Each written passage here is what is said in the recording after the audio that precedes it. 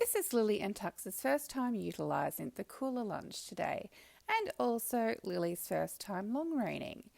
Lily has brought Tux over for a lesson on how to use the Kula Lunge, and I did warm up Tux on the long reins for Lily to establish a connection. I did post a very brief short, Getting Your Horse on the Bit. I will drop a link in the description. So then I've handed over the long reins to Lily, who clearly knows how to lunge already, so she's moving quite well with Tux.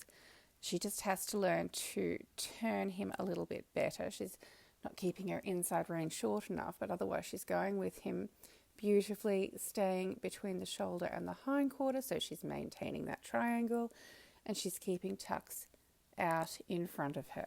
Our goal from this and subsequent training sessions in the Kula Lunge is to get Tux working in a more engaged, rounded frame. You will see from the shorts video that he naturally wants to work in a hollow frame, so he's not wanting to lift his back and engage his hindquarters. So we are incorporating the Kula Lunge to get him working rounder from the ground, so that will then carry through into his undersaddle work and make life easier for Lily. Now, a good thing about Tux is I felt when he was on the long reins and watching him work with Lily, you'll see that his circles are pretty even on both sides. He's actually a fairly straight horse, which does make things much easier. He's a little bit behind the voice, which means he's a little bit behind the leg under saddle and a little bit behind the voice, in which case we have to urge him on quite a lot to get him going forward. But you will see throughout this training session he does get much more free and start to travel forward more independently without Lily having to chase him so much.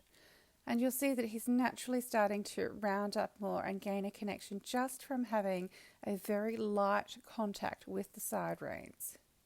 Now, once Lily has got him going more forward and is more in front of her voice age, she then concentrates on getting more canter out of him.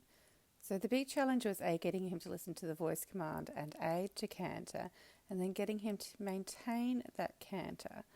So you'll see here she starts to push him on and gets quite a nice canter transition, and then she's able to keep pushing him up and correct him when he falls out of canter. So you'll see from the beginning to the end of the video how much more freely Tux is now travelling in a round connected frame. So how Tux naturally wants to travel is on the forehand and leading with the inside shoulder, whereas he is now much straighter. So that's it for today's training session. If you found this helpful, please subscribe to our channel Kula Lunge, and yes, we are now available for lessons.